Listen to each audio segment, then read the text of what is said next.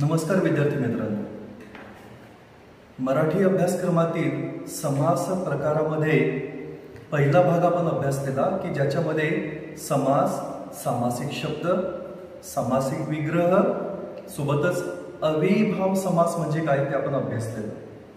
आता आजच्या भागात आपण बघणार आहोत तत्पुरुष समास। आपण ज्या तऱ्हेने बघितलं होतं विद्यार्थी मित्रांनो की जेव्हा दोन पदांपैकी पहिलं पद महत्त्वाचं असते किंवा प्रधान असते तेव्हा त्याला म्हणायचं अव्ययीभाव समास। परंतु तत्पुरुष समासामध्ये काय होतं की दुसरं पद महत्त्वाचं बनतं। उदाहरणार्थ एक वाक्य बघूया आपण। तत्पुरुष समासाचं उदाहरण आहे, मेट्रो रेल्वेचा लोकार्पण सोहळा थाटामाटात पार पडला। या वाक्यामध्ये लोकार्पण हा एक शब्द आलेला आहे। लोकार्पण याचप्रमाणे पुन्हा दुसरी वाक्य दिलेली तिथे त्या वाक्यांच्या मध्ये सुप्रभाती तलावात नील कमल उमललेले दिसले, त्यामधला एक शब्द आहे सुप्रभाती आणि पुन्हा एक शब्द आहे नील कमल। त्यानंतर तिसरे एक वाक्य, शिक्षण प्रक्रियेत पालक, शिक्षक आणि विद्यार्थी हा आदर्श त्रिकोण असतो। यामध्ये त्रिकोण, यामध्ये तीन शब्द आपल्याला बघायचे विद्यार्थ्यांनो। लोकार्पण, सुप्रभाती सुद्धा आहेच, परंतु या तीन शब्दांच्याकडे आपण जास्त लक्ष देणार कारण की तीन शब्द आपली तत्पुरुष समासाला स्पष्ट करतात। काय होतं या ठिकाणी, याचा विग्रह करायला तुम्ही गेले तर याचा विग्रह होईल लोकांना अर्पण।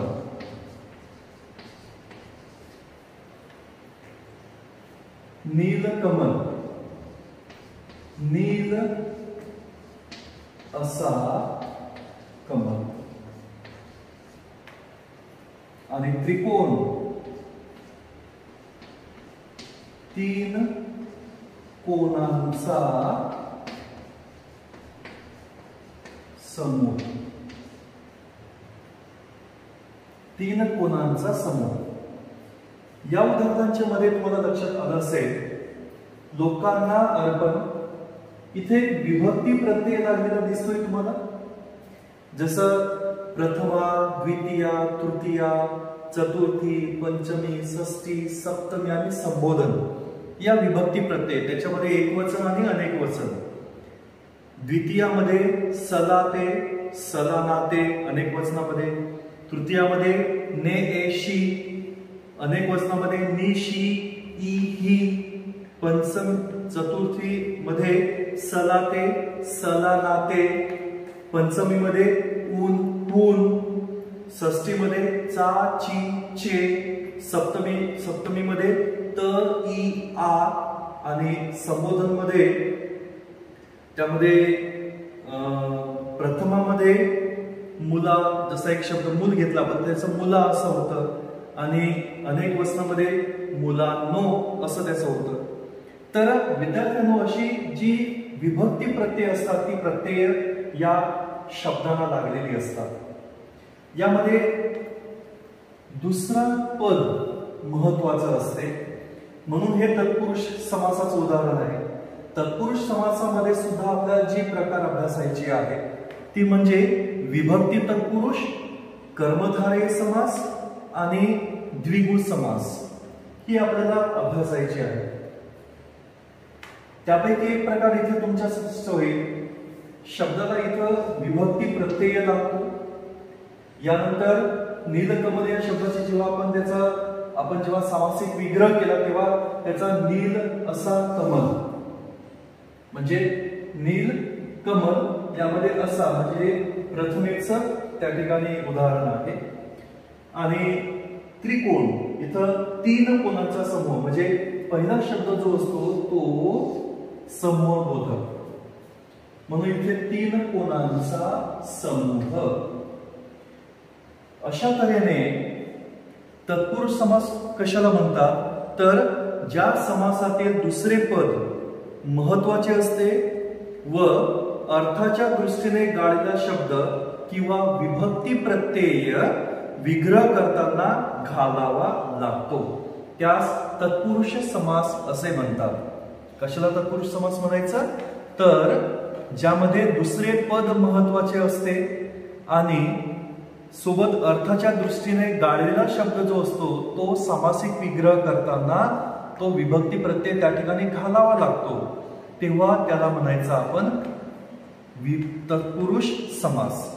उदाहरणार्थ तिथे दिलेला आहे राजाची आज्ञा, त्यापासून काय शब्द बनेल? राजाज्ञा. 8 अंगांचा समूह अष्टांग. उत्तम असा पुरुष, पुरुषोत्तम. ही सगळी शब्द तत्पुरुष समासाची उदाहरणे आहेत. आता त्यामध्ये पहिला प्रकार आपल्याला अभ्यासायचा आहे विभक्ती तत्पुरुष समास. त्यामध्ये प्रकार आहे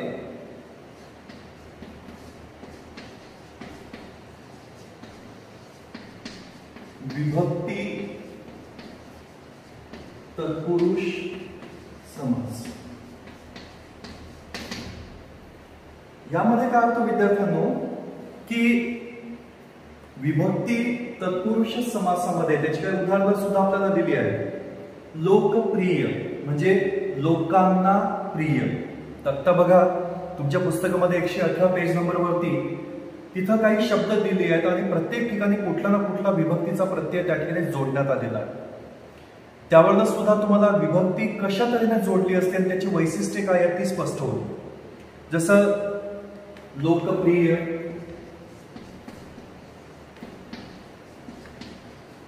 त्याचं लोकांना प्रिय आणि यामध्ये जो प्रत्यय लागलेला आहे तो आहे ना. याच तऱ्हेने काही शब्द आपण समजा घेतली तर कष्ट साध्य म्हणजे कष्टाने साध्य. इथं प्रत्यय कुठला लागलेला आहे? ने. सलानाते तुमच्या लक्षात आलं असेल द्वितीयाचा प्रत्यय आहे.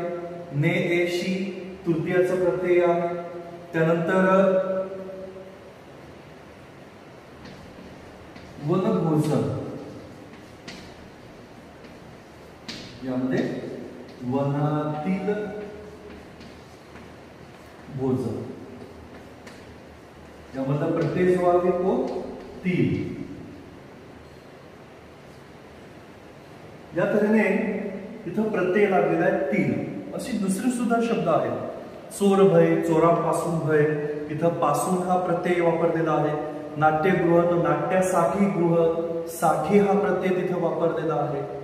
विद्यार्थ्यांना एक लक्षात ठेवायचं इथं की या सामासिक विग्रहामध्ये इथं विभक्ती प्रत्ययाऐवजी त्या ठिकाणी शब्दयोगी, काही वेळा शब्दयोगी अव्यय वापरलेली असतात.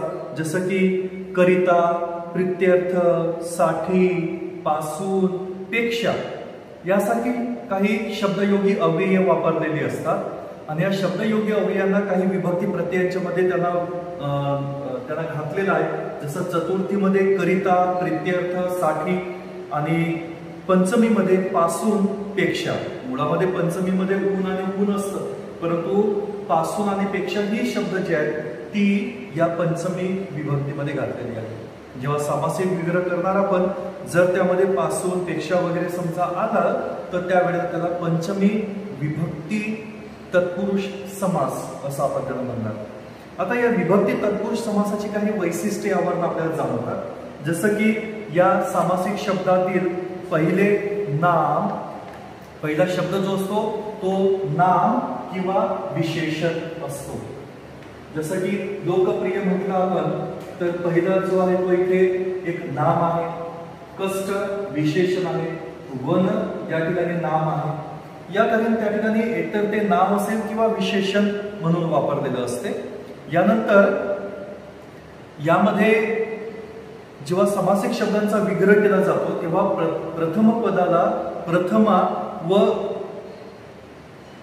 संबोधन ही विभक्ती सोडून इतर जी अन्य विभक्ती प्रत्यय जी आहेत आणि त्याच अर्थाचे शब्दयोगी अव्यय म्हणजे एक तर प्रत्यय वापरलेला असेल किंवा मी तुम्हाला सांगितलं की पंचमा आणि चतुर्थी जी आहे त्यामध्ये साठी जसं चतुर्थीमध्ये येतं, त्याच्यानंतर पुन्हा पासून जो आहे तो पंचमीमध्ये घ्यायचा.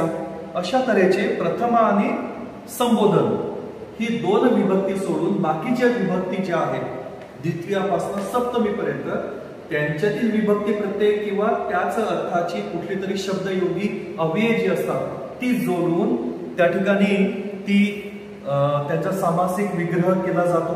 सोबतच यामध्ये ज्या अशा या विभक्ती प्रत्ययांचा जो वापर केला असतो तो प्रत्यय मुळामध्ये नेमका सामासिक शब्द बनविताना गाळलेला असतो. हे याचं वैशिष्ट्य आहे. म्हणून तत्पुरुष समासामध्ये हा जो विभक्ती तत्पुरुष समास जो आहे याची व्याख्या अशी सांगितली जाते की ज्या तत्पुरुष समासामध्ये कोणत्या तरी विभक्ती प्रत्ययाचा किंवा त्या विभक्तीचा अर्थ व्यक्त करणाऱ्या शब्दयोगी अव्ययाचा लोप करून दोन्ही पदे जोडली जातात त्यात विभक्ती तत्पुरुष समास असे म्हणतात. काय म्हणायचं? विभक्ती तत्पुरुष समास कशाला म्हणायचं की ज्या तत्पुरुष समासामध्ये कुठली तरी जी विभक्ती प्रत्यय जी असतात किंवा त्याच अर्थाची शब्दयोगी अव्यय जे असतात यांना लोप करून त्यापासनं सामासिक शब्द तयार केली जातात त्यांना म्हणायचं विभक्ती तत्पुरुष समास. यानंतर या तत्पुरुष समासामध्ये दुसरा प्रकार विद्यार्थ्यांनो तो आपण बघणार आहोत. त्यामधला दुसरा प्रकार आहे कर्मधारय समास.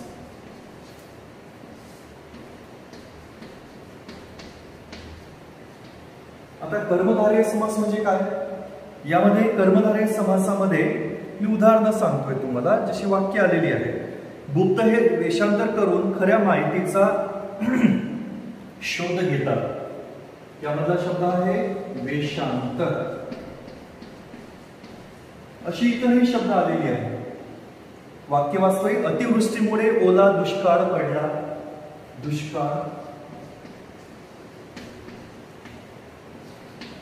त्यानंतर काही माणसे केलेल्या कामाचे मानधन घेणे टाळतात. मानधन. आणि चौथं एक वाक्य आहे निळा सावळा झरा वाहतो बेटा बेटा. निळा सावळा याचा विग्रह करा विद्यार्थ्यांना. वेषांतरचं वेद अन्य असा वेश. ठीक आहे.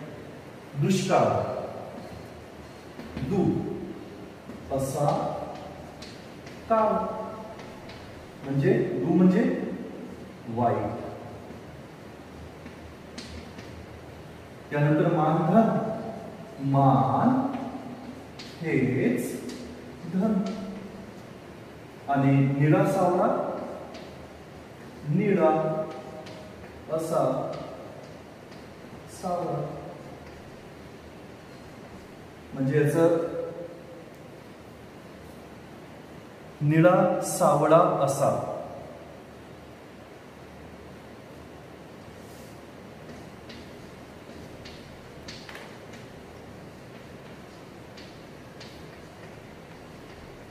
अशी याची सामासिक विग्रह केला जातो.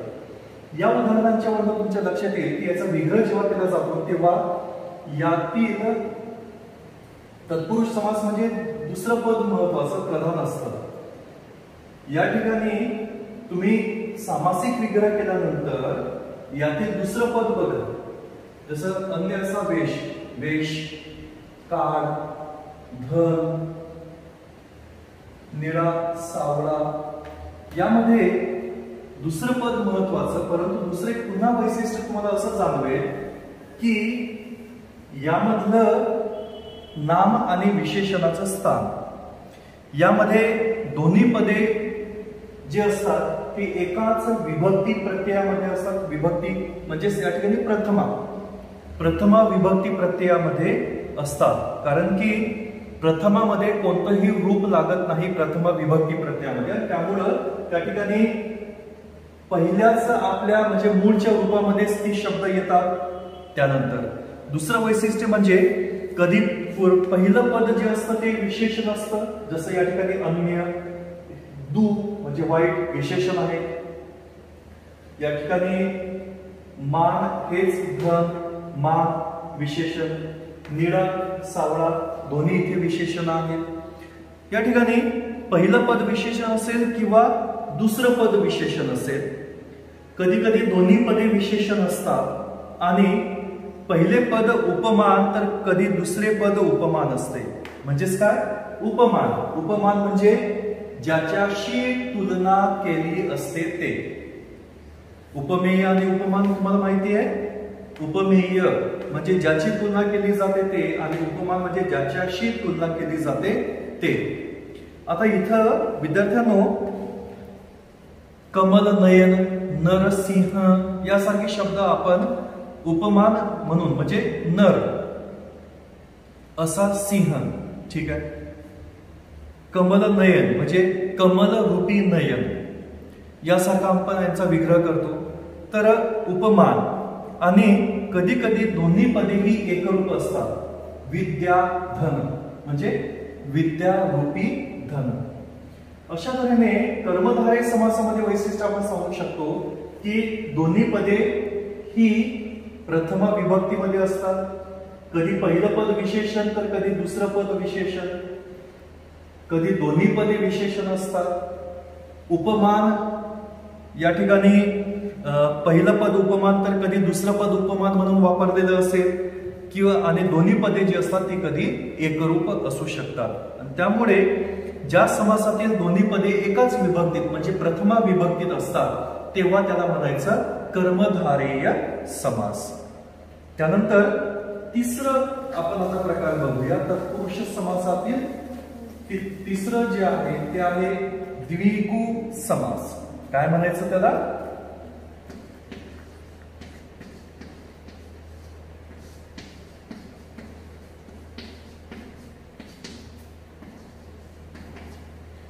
द्विगु समास. तत्पुरुष समासातील उदाहरण आहे द्विगु समास. आता द्विगु समासामध्ये अतिशय सोपा आहे. या ठिकाणी काय होतं की आपण मगाशी एक शब्द बघितला होता त्रिकोण, ठीक आहे. याच तऱ्हेने याचा विग्रह आपण करताना तीन कोणाचा समूह असं केलं होतं. एक पुन्हा शब्द बघितला होता अष्टांग, बरोबर आहे. तर या तऱ्हेनं इथं नेमकं काय होतं द्विगु समासामध्ये की संख्या विशेषणाचं वापर इथं केलेलं असतं. म्हणजे पूर्वपद जे असतं ते नेहमी संख्या विशेषण असतं. जसे आपण काही वाक्य बघूया. सूर्याच्या सोनेरी किरणांनी दश दिशा उजळून निघाल्यात. दश दिशा म्हणजे दश म्हणजे संख्यावाचक विशेषण आहे. संख्यावाचक विशेषण आहे. संख्येचा बोध होतो या ठिकाणी. दश दिशा 10 दिशा. त्यानंतर नवरात्रात ठिकठिकाणी गरबा नृत्याचे कार्यक्रम चालतात. नवरात्रात, नवरात्र म्हणजे नवरात्रींचा समूह असं आपण म्हणूया. सुरेखाला वन्यजीव सप्ताहानिमित्त झालेल्या वक्तृत्व स्पर्धेत प्रथम क्रमांक प्राप्त झाला. यामध्ये सप्ताह म्हणजे 7 अहांचा, अह म्हणजे दिवस, 7 दिवसांचा समूह सप्ताह. यावर तुमच्या लक्षात आलं असेल की द्विगु समासाची वैशिष्ट्ये कोणती आहेत. द्विगु समासामध्ये काय होतं तर पहिलं पद जे असतं ते एक संख्या विशेषण असतं.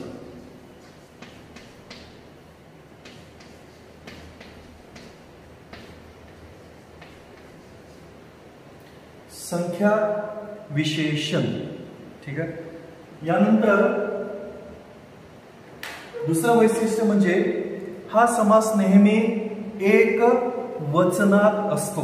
कारण त्यातील सामासिक शब्दावरून एक प्रकारे समुच्चय किंवा समूहाचा उल्लेख होतो. समूह बोधक शब्द असतो आणि म्हणून तो एकवचनी असतो आणि म्हणून हा समास एकवचनात असतो असं म्हटलं तर यावरनं द्विगु समासाची जी व्याख्या पडते ती म्हणजे की ज्या तत्पुरुष समासातील पहिलं पद संख्या विशेषण असते व त्या सामासिक शब्दावरून एका समुच्चयाचा बोध होतो तेव्हा त्यास द्विगु समास असे म्हणतात. ठीक आहे विद्यार्थ्यांनो, संख्या विशेषण आणि एका समुच्चयाचा बोध होतो तेव्हा त्याला काय म्हणायचं, द्विगु समास. तर यामध्ये एक कृती आहे विद्यार्थ्यांनो, शेवटी ती कृती आपण बघूया. तत्पुरुष समासाचे प्रकार ओळखून त्या खालील तक्ता पूर्ण करा. जसं 6 मासांचा समूह, समूहाचं काय म्हणजे तो द्विगु समासाचं उदाहरण आहे षण्मास. त्या ठिकाणी शब्द कोणता आहे, षण्मास. त्यानंतर ग्रंथालय, ग्रंथाचे आलय, चे तुम्हाला समजलं आता चे. तर या ठिकाणी षष्ठी चा विभक्ती प्रत्यय आहे आणि म्हणून त्याला विभक्ती तत्पुरुष समास असं म्हणणार आपण. त्यानंतर कर्मधारयाचं एखादं उदाहरण द्यायचंय तुम्हाला ज्यामध्ये दोन्ही पदे ही काय असतात, ती प्रथमामध्ये असतात. त्यानंतर त्रिदल म्हणजे 3 दलांचा समूह, 3 दलांचा समूह, द्विगु समास. त्यानंतर बालकांसाठीचे मंदिर, बाल मंदिर, काय म्हणायचं त्याला, बाल मंदिर. बालकांसाठीचे विभक्ती तत्पुरुष समास. त्यानंतर नरश्रेष्ठ, याचं आपण सामासिक विग्रह कसा करू शकतो, श्रेष्ठ असा नर, आणि काय म्हणायचं त्याला, कर्मधारय समास. त्यानंतर विभक्ती तत्पुरुष एखादं उदाहरण द्यायचं आपल्याला. त्या ठिकाणी विभक्ती तत्पुरुष मध्ये आपण जशी बघितली, विभक्ती तत्पुरुष मध्ये काही उदाहरणार्थ जसा घर मालक आहे ना, घराचा मालक वगैरे आपण, किंवा कष्ट साध्य तर कष्टाने साध्य वगैरे असं आपण एखादं उदाहरण तिथे देऊ शकतो. तर थांबूया विद्यार्थ्यांनो. या पुढील भागामध्ये आपण द्वंद्व समास आणि त्यानंतर शेवटचं बहुव्रीही समास जे आहे ते 2 प्रकार आपण अभ्यासणार आहोत. तर आमच्या चॅनलला लाईक करा, शेअर करा, सबस्क्राईब करा. धन्यवाद.